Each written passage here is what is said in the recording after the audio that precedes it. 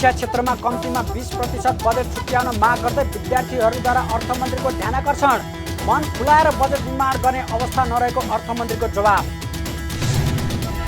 समय अनुसार निजामती प्रशासन परिवर्तन हुन नसकेको उपप्रधानमन्त्री पोखरेलको भनाई। परिमाणलाई भन्दा प्रक्रियालाई जोड दिने गरेको आरोप। झिङ्गे टसाई सोधबाट मुक्त हुन सुझाव। र लगातार नयाँ रेकर्ड कायम गर्दै आएको शेयर बजारमा बुधबार भने ब्रेक। नेप्से परिसूचक सामान्य अङ्कले घट्दा कारोबार रकम भने 7 अर्ब माथि।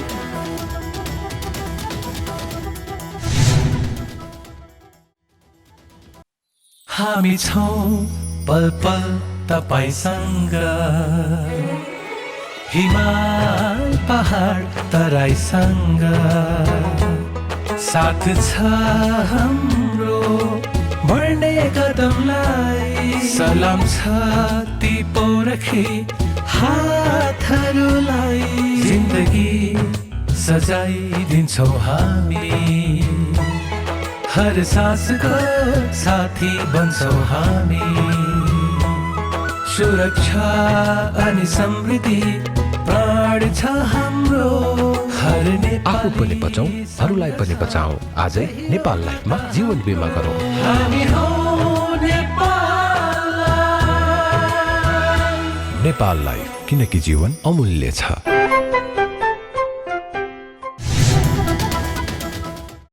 नमस्कार, कारोबार समाचारमा स्वागत छ। अब समाचार विस्तारमा। विद्यार्थीहरूले आगामी आर्थिक वर्षको बजेटमा शिक्षा क्षेत्रमा कम्तीमा 20% बजेट छुट्याउन माग गर्दै सरकारको ध्यानाकर्षण गराएका छन्। नेपाल कम्युनिस्ट पार्टी एमाले, केपी शर्मा ओली समूह निकट भातृ सङ्गठन अखिल नेपाल राष्ट्रिय स्वतन्त्र विद्यार्थी युनियन अनेरा सोवीले आगामी आर्थिक वर्षको बजेटमा शिक्षा क्षेत्रमा कम्तीमा 20% बजेट छुट्याउन माग गर्दै सरकारको ध्यानाकर्षण गराएको हो। बुधबार अनेरा सोवीले अर्थमन्त्री विष्णुप्रसाद पौडेललाई 13 बुँदे ध्यानाकर्षण पत्र बुझाउँदै उक्त बजेट राष्ट्रिय आवश्यकता परिपूर्ति गर्ने प्राविधिक शिक्षा विकास, सिपयुक्त सक्षम जनशक्ति विकास र शिक्षालयको संरचना विकास केन्द्रित भएर खर्च गर्न सुझाव दिएको छ। ध्यानाकर्षण पत्र बुझाउँदै अनेरा सोवीका संयोजक ऐन महरले सर्टिफिकेटको आधारमा शैक्षिक र व्यावसायिक ऋण उपलब्ध गराउने विगतको घोषणा सहज र प्रभावकारी ढङ्गले कार्यान्वयनमा लैजान प्रत्येक बैंक शाखाले हेरेर आर्थिक वर्षमा न्यूनतम 20 जना विद्यार्थीलाई अनिवार्य ऋण उपलब्ध गराउने व्यवस्था गर्न पनि माग गर्नुभयो। घोषणापत्रमा पनि हामीले शिक्षाका बारेमा धेरै कुरा बोल्यौँ र मूलतः खास गरिकन हामी समाजवाद उन्मुख अर्थव्यवस्था अथवा समाजवाद उन्मुख हामी चाहिँ भइरहेको हाम्रो सरकारको कार्यनीति कार्यदिशा अवलम्बन गरिरहेको यस सन्दर्भमा समाजवादको एउटा महत्त्वपूर्ण आधार स्तम्भ भनेको शिक्षा हो। शिक्षालाई हामीले कसरी जनपक्षीय बनाउन सक्छौँ, कसरी समान चाहिँ शिक्षा उपलब्ध गराउन सक्छौँ, कसरी सबैभन्दा बढी राज्यको दायित्वभित्र चाहिँ शिक्षालाई हामीले लैजान सक्छौँ र गुणस्तरीय शिक्षा प्रदान गर्न सक्छौँ, सबैलाई शिक्षाको पहुँचमा ल्याउन सक्छौँ भन्ने कुराले चाहिँ समाजवादको एउटा आधार स्तम्भ तयार हुने हो। त्यसो भएको हुनाले खास गरिकन त्यो युगदेखि ढुङ्गे युगदेखि यो प्रविधिको युगसम्म आउने कुरामा पनि शिक्षाको महत्त्वपूर्ण योगदान रहेको छ। समाजवादको आधार निर्माण गर्नका निम्ति शिक्षाको क्षेत्रमा चाहिँ छुट्याएको बजेट चाहिँ यो अपर्याप्त छ। त्यसकारण कम्तीमा पनि 20%, अझ त्योभन्दा बढी खास गरिकन पश्चिमा मुलुकहरूले समाजवादी मुलुकहरूले अझ 25%, 27%सम्म पनि शिक्षामा बजेट छुट्याएको देखिन्छ भने हामीले कम्तीमा चाहिँ त्यो बाटो हिँड्नका निम्ति 20% यसपटक बजेट छुट्याउनुपर्छ। यस्तै अनेरा सोवीले हरेक प्रदेशमा न्यूनतम एक सहकारी शिक्षण अस्पताल खोल्ने र ती अस्पताल मार्फत नागरिकको निशुल्क उपचार गर्ने व्यवस्था मिलाउने, सरकारी विद्यालय र क्याम्पसहरूमा निशुल्क इन्टरनेटको सुविधा उपलब्ध गराउने लगायतको माग गर्दै अर्थमन्त्री पौडेलको ध्यानाकर्षण समेत गराएका छन्। जवाफमा अर्थमन्त्री पौडेलले हालको अवस्थामा मन खुलाएर बजेट निर्माण गर्न नसकिने दुखेसो गर्नुभएको छ। कोभिडका कारण सृजित समस्या र बजेटको स्रोतको सीमितताका कारण बजेट निर्माण गर्दा खुम्चिनु पर्ने अवस्था रहेको बताउनुभयो। कोभिडका कारण खुम्चिएको राजस्व, अन्तर्राष्ट्रिय सहयोग परिचालन र आन्तरिक ऋणको परिधिभित्रै रहेर बजेटको स्रोत निर्माण गरिने पनि प्रश्न पार्नुभयो। त्यसैले यसपटक मन खुलाएर हात फैलाएर बजेट निर्माण गर्ने नभई खुम्चिएर निर्माण गर्नुपर्ने परिस्थिति रहेको अर्थमन्त्री पौडेलले बताउनुभयो। हामी कोभिड महामारी, विश्वव्यापी महामारीको प्रभावमा छौँ। यसबीचमा हामीले कोभिड महामारीकै बिचमा पनि जुन बजेटको स्रोत हो नि राजस्वको प्रश्नमा हामीले चाहिँ सुरुमा निर्धारण गरिएको लक्ष्य पुरा गर्नुपर्छ भन्ने हिसाबले पुरा गरिछाड्छौँ भन्ने हिसाबले हामी त्यो राजस्व परिचालनको काममा केन्द्रित छौँ। संशोधित अनुमान होइन कि सुरुकै लक्ष्य पुरा गर्ने त्यो चाहिँ इच्छा शक्ति, त्यो सङ्कल्प र त्यस हिसाबको चाहिँ तत्परताका साथमा हामीहरू राजस्व परिचालनमा लागेका छौँ। अन्तर्राष्ट्रिय सहयोग परिचालनको पनि यो परिस्थिति जान्ने केही सीमाहरू छन्। त्यसमा पनि हामी सापेक्षिक दृष्टिकोणले अनुकूल परिस्थिति नै निर्माण गर्न हामी अग्रसर छौँ र त्यसमा पनि हामी होपफुल छौँ। आन्तरिक ऋणको एउटा सीमा हुन्छ। हाम्रो बजेटको बास्केटमा यी तीनवटा भनौँ न तीन प्रकारको रिसोर्सलाई हामी म्यानेज गरिरहेका हुन्छौँ। आन्तरिक राजस्व, अन्तर्राष्ट्रिय सहयोग ऋण र आन्तरिक ऋण।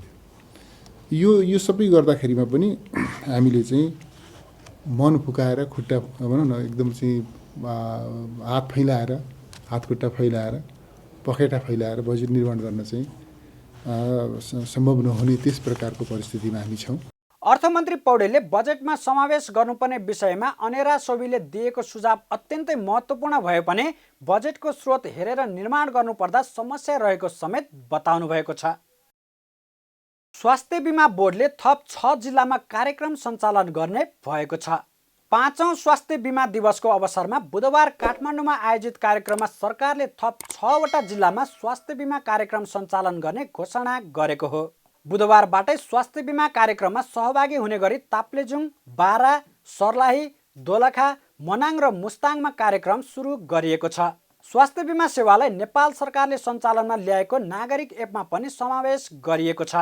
कार्यक्रम शुभारम्भ गर्दै स्वास्थ्य तथा जनसङ्ख्या मन्त्री हृदय त्रिपाठीले स्वास्थ्य बिमा कार्यक्रमलाई सरकारले धेरै नै महत्त्व दिएको बताउनुभयो। यसबाट हामी पछाडि फर्किन सक्दैनौँ। यसलाई सफलतापूर्वक अगाडि बढाउनै पर्छ, अरू विकल्प छैन।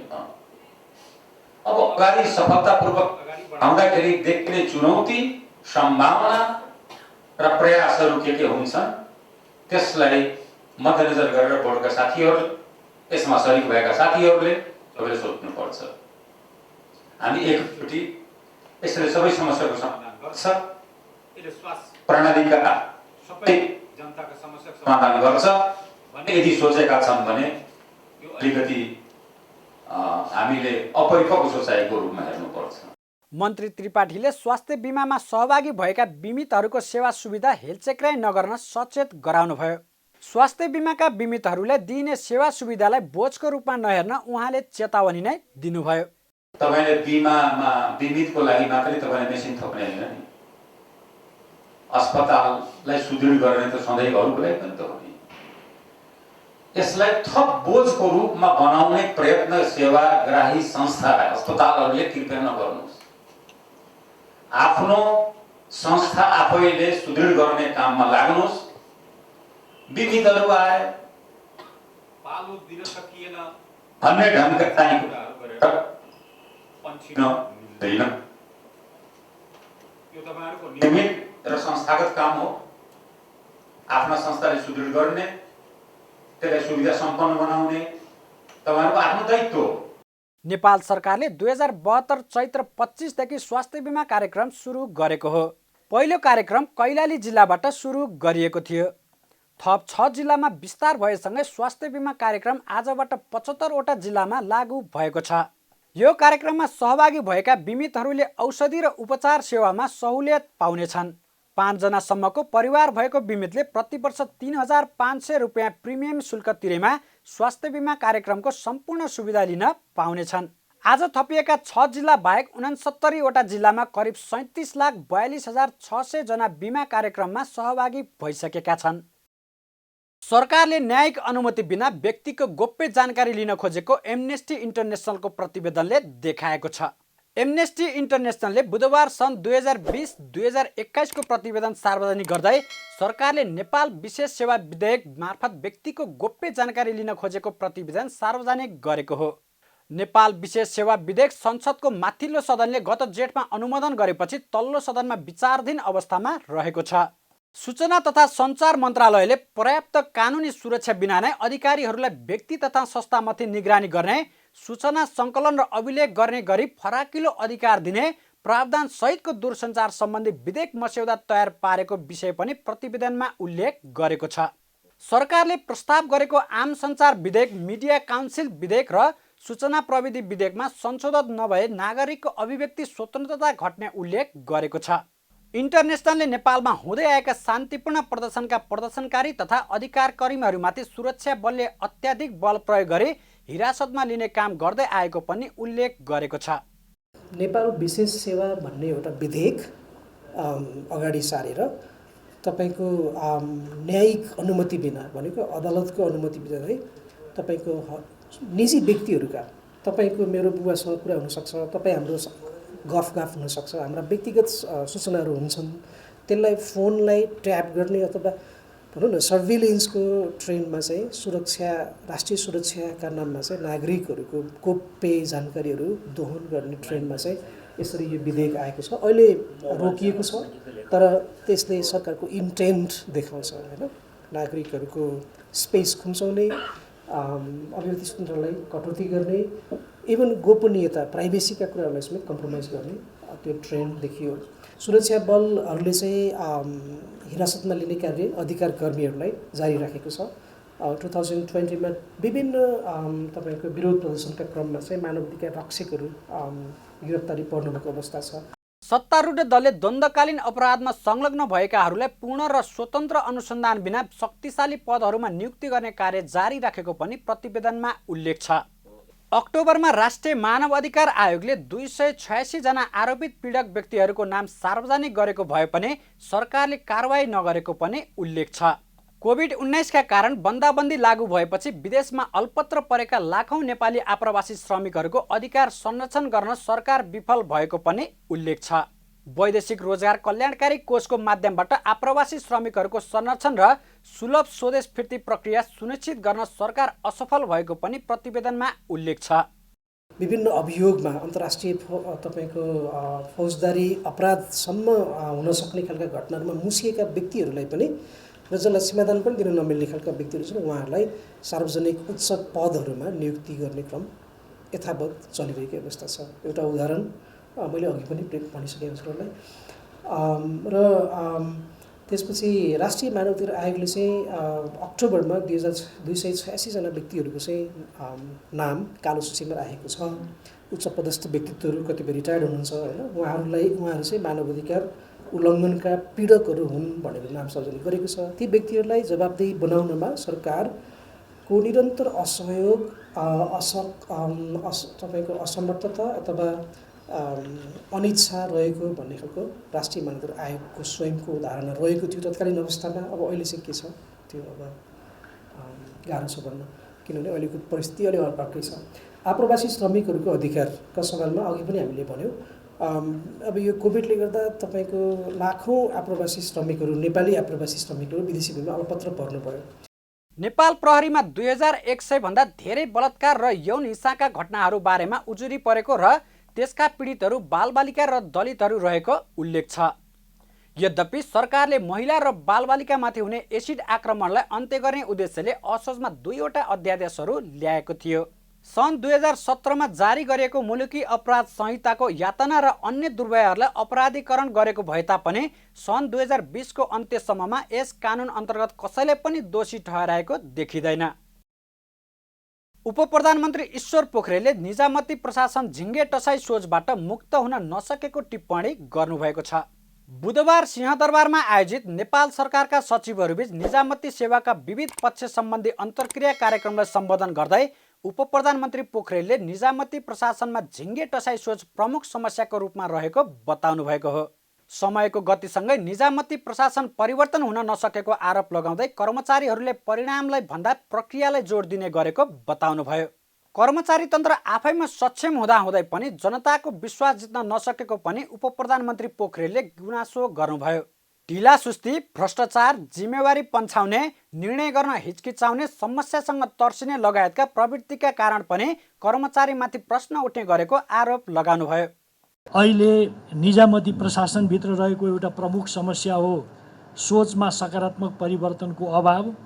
निजामती प्रशासन अझैसम्म माफ गर्नुहोला म एउटा शब्द प्रयोग गर्न चाहन्छु, झिङ्गे टसाई सोचबाट मुक्त हुन सकेको छैन। यसलाई विरासतमा पाएको भन्ने गरिए तापनि समयको गतिसँग प्रशासन परिवर्तन हुन नसकेको रूपमा यसलाई बुझ्नु पर्दछ भन्ने म यहाँहरू समक्ष राख्न चाहन्छु। कर्मचारी तन्त्र आफैमा सक्षम हुँदाहुँदै पनि जनताको विश्वास राम्ररी जित्न सकिरहेको छैन।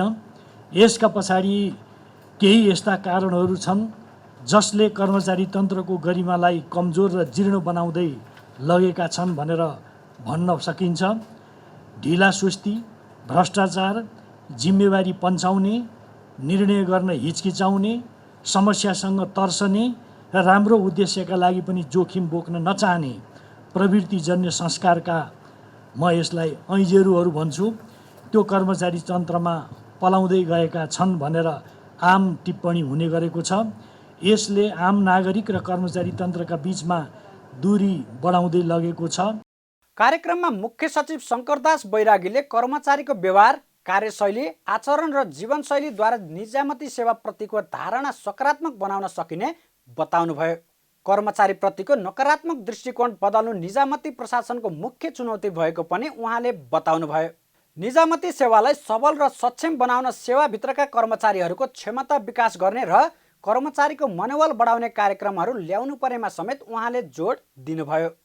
निजामती सेवाप्रति आम धारणा त्यति सकारात्मक छैन। यसलाई सकारात्मक बनाउने काम हाम्रो हो। निजामती सेवालाई राम्रो बनाउने दायित्व पनि हाम्रै हो।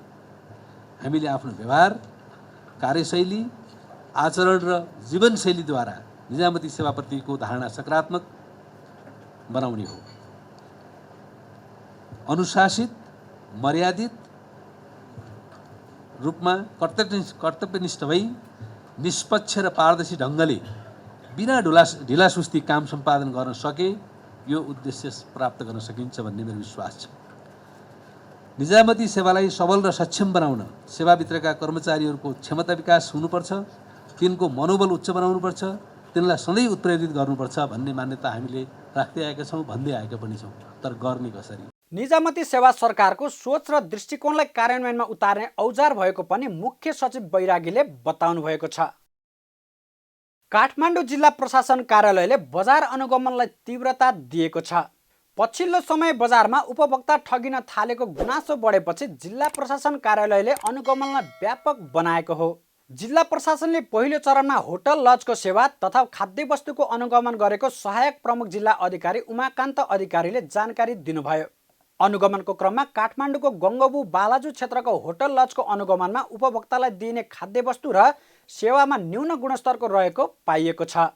कतिपय होटल रेस्टुरेन्ट बिना दर्ता भई सञ्चालनमा रहेको पनि पाइएको छ। हामीले आज गङ्गबु क्षेत्रमा रहेका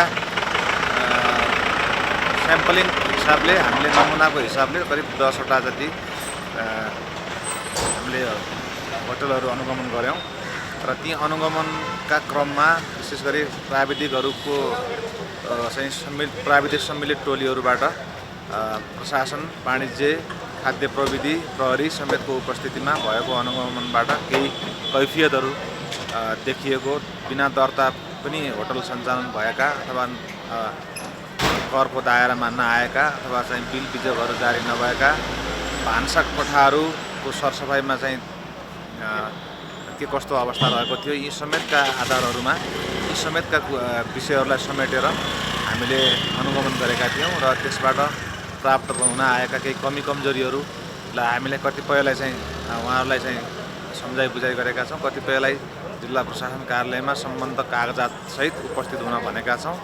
अनुगमनमा मुख्य गरी सरसफाइलाई पनि ध्यान नदिएको पाइएको छ। अनुगमन मुख्य गरी कारवाही गर्ने भन्दा पनि सचेतना र व्यवहार सुधार्नका लागि भएको प्रशासनले बताएको छ। अनुगमनलाई समूह बनाएर विभिन्न क्षेत्रमा गरिने समेत सहायक प्रमुख जिल्ला अधिकारीले जानकारी दिनुभयो। सरकारले चीनबाट अनुदानमा ल्याएको भेरोसेल नामक कोरोना भाइरस विरुद्धको खोप आजदेखि सर्वसाधारणलाई लगाउन सुरु गरिएको छ। स्वास्थ्य मन्त्रालयका अनुसार चीनबाट प्राप्त 8 लाख डोज खोप 18 देखि 59 वर्ष उमेर समूहका व्यक्तिलाई दिइनेछ। मन्त्रालयका अनुसार 8 लाख डोज खोप काठमाडौँ, ललितपुर, भक्तपुर, काभ्रे, सिन्धुपाल्चोक, नुवाकोट र रसुवा गरी 7 जिल्लाका 23वटा खोप केन्द्रबाट दिइनेछ। खोप 18 देखि 59 वर्ष उमेर समूहका प्राध्यापकहरू, चीनमा छात्रवृत्ति अध्ययन गर्ने विद्यार्थीहरू, हिमालय सीमापार व्यापार गर्ने नेपाली व्यापारीले पाउने मन्त्रालयले जनाएको छ।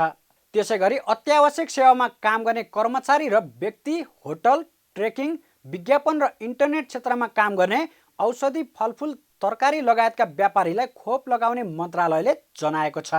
यसअघि भारतबाट अनुदानमा ल्याइएको 10 लाख डोज खोप तथा विश्व स्वास्थ्य सङ्गठनबाट अनुदानमा प्राप्त खोप नेपाल सरकारले विभिन्न उमेर समूह एवं प्राथमिकतामा परेका व्यक्तिहरूलाई दिइसकेको छ। उनीहरूले पहिलो डोजको खोप भए पनि दोस्रो डोजको खोप वैशाख दोस्रो सातादेखि लगाउने सरकारको योजना छ। बुधबार शेयर बजार सामान्य अङ्कले घटेको छ। साताको पहिलो दिनदेखि लगातार बढ्ने क्रममा दैनिक नयाँ रेकर्ड कायम गर्दै आएको शेयर बजार मापन गर्ने नेप्से परिसूचक बुधबार भने सामान्य अङ्कले घटेको छ। साताको पहिलो दिनदेखि लगातार बढ्ने क्रममा दैनिक नयाँ रेकर्ड कायम गर्दै आएको शेयर बजार मापन गर्ने नेप्से परिसूचक बुधबार भने सामान्य अङ्कले घटेको हो। साताको चौथो दिन शेयर बजार मापन गर्ने नेप्से परिसूचक 2.85 अङ्कले घटेर 2671.61 अङ्कमा ओर्लिएको छ। क वर्गका कम्पनीहरूको कारोबार मापन गर्ने सेन्सेटिभ इन्डेक्स भने सामान्य सुधार देखिएको छ। नेप्से परिसूचक झिनो अङ्कले घटे पनि कारोबार रकम भने 7 अर्ब रुपियाँ नागेको छ। दिनभर 215 कम्पनीका 1 करोड 65 लाख किता सेयर किनबेच भएका छन्, जस अनुसार कारोबार रकम 7 अर्ब 26 करोड 69 लाख रुपियाँ पुगेको छ। समूहगत इन्डेक्सहरू धेरैजसो घटेका छन्। व्यापार समूह 163 अङ्कले घटेको छ भने जलविद्युत 33.03 अङ्कले घटेको छ।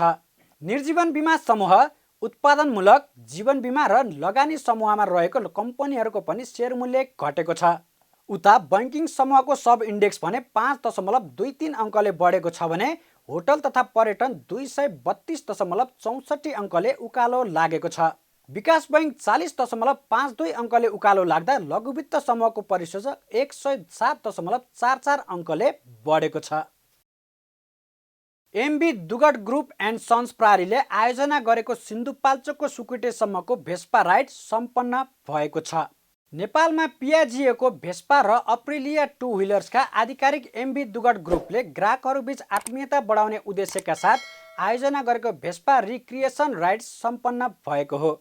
नक्साल काठमाडौँबाट सुरु भएको भेस्पा राइड सिन्धुपाल्चोकको सुकुटेबीचसम्मको करिब 80 किलोमिटर यात्रा गरेर सम्पन्न भएको छ।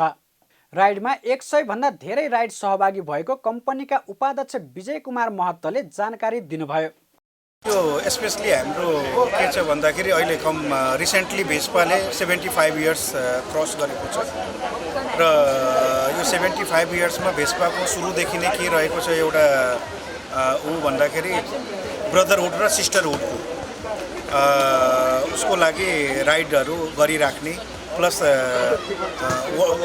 भनौँ न यो भेस्पा क्लबहरू मार्फत एकअर्कालाई चिनाउने, बन्डिङ गर्ने, कस्टमरको इन्टरेक्सन गर्ने, कम्पनीसँगको जुन इन्टरेक्सन छ त्यसलाई सजिलो बनाउने गरी यो राइडहरूको मुख्य छ यो रहेको छ। 100+ राइडरहरू आएको छौँ काठमाडौँदेखि सुकुटेबीचसम्मको र यो भेस्पाको हिस्ट्रीमा र नेपालमा भनौँ न यो सबभन्दा ठुलो राइड हो। यो सुकुटेसम्म पुगेका राइडरहरूलाई विभिन्न खेल खेलाइ विजयहरूलाई पुरस्कार दिनुका साथै विभिन्न विधामा अवार्ड पनि वितरण गरिएको थियो। पछिल्लो समय युवा पुस्तामाझ भेस्पा स्कुटरले निकै राम्रो छवि बनाएको छ। 125 सीसी इन्जिन क्षमता भएको भेस्पा स्कुटर क्लासिकदेखि बाहिरी आवरण र विभिन्न मोडलमा उपलब्ध हुनाले पनि धेरैको रोजाइमा परेको हुन सक्ने कम्पनीको भनाइ छ। नेपाली सञ्चारकर्मीका लागि बहुप्रतीक्षित नेपाल पत्रकार महासङ्घको सबै शाखा, प्रदेश समिति र केन्द्रीय समितिको निर्वाचन आज एकसाथ सम्पन्न भएको छ। पत्रकार महासङ्घ प्रत्यक्ष मतदान प्रणालीमा प्रवेश गरेपछि केन्द्रीय समितिको निर्वाचन पहिलो पटक प्रत्यक्ष प्रणालीबाट सम्पन्न भएको हो। बिहान 9 बजेदेखि साँझ 5 बजेसम्म मतदानको व्यवस्था गरिएको थियो। मतदान सम्पन्न भए पश्चात बुधबार नै मतगणना सुरु गरिनेछ। कुनै बाधा नभए चैत्र 26 गते सबै तहको मत परिणाम आउने महासङ्घको केन्द्रीय निर्वाचन समितिले जनाएको छ। निर्वाचनका लागि 77 जिल्लाको सम्बन्धित जिल्ला शाखामा 42 प्रतिष्ठानको विभिन्न 19 स्थानमा र एक एसोसिएटको दशरथ रङ्गशालामा गरी कुल 97 बुथमा निर्वाचन तोकिएको छ। केही शाखा र प्रतिष्ठानमा सर्वसम्मत रूपमा नयाँ नेतृत्व चयन भए पनि आज चैत्र 25 गते मात्रै निर्विरोध निर्वाचित भएको घोषणा गरेको छ। यस निर्वाचनमा 3000 भन्दा बढी पदाधिकारी तथा सदस्य निर्वाचित हुने र त्यसमा महिलाको उपस्थिति 33% भन्दा बढी रहनेछ। महासङ्घका सबै संरचनामा पूर्ण समावेशिताको व्यवस्था गरिएको छ। केन्द्रीय समितिको 49 पदका लागि 152 को उम्मेदवारी परेको छ। केन्द्रीय समितिको अध्यक्षमा विपुल पोखरेल र निर्मला शर्माले प्यानलसहित उम्मेदवारी दिनुभएको छ भने यो गजेन्द्र सिंह बुढाथोकी पनि अध्यक्षको प्रत्याशी हुनुहुन्छ। प्रत्येक 3 वर्षमा सबै समिति तथा शाखाहरूको निर्वाचन हुने महासङ्घमा हाल सबै समितिका नेतृत्व चयनका लागि सबै सदस्यहरूको प्रत्यक्ष मतदानको व्यवस्था गरिएको छ। महासङ्घमा हालसम्म कुनै पनि अध्यक्षको कार्यकाल दोहोरिएको छैन। कारोबार समाचारमा अब सुन चाँदी र विदेशी विनिमय दर सम्बन्धी जानकारी।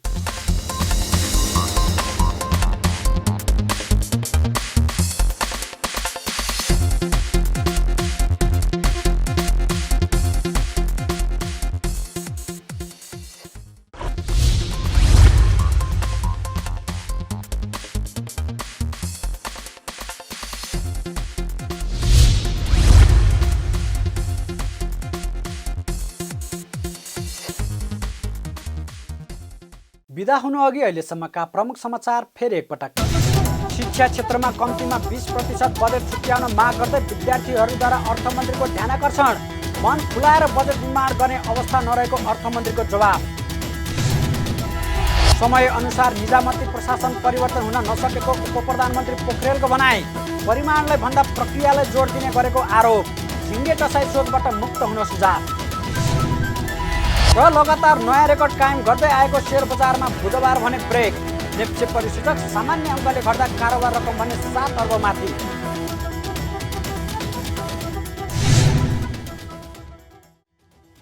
कारोबार समाचार सकियो। हामीलाई बिदा दिनुहोस्।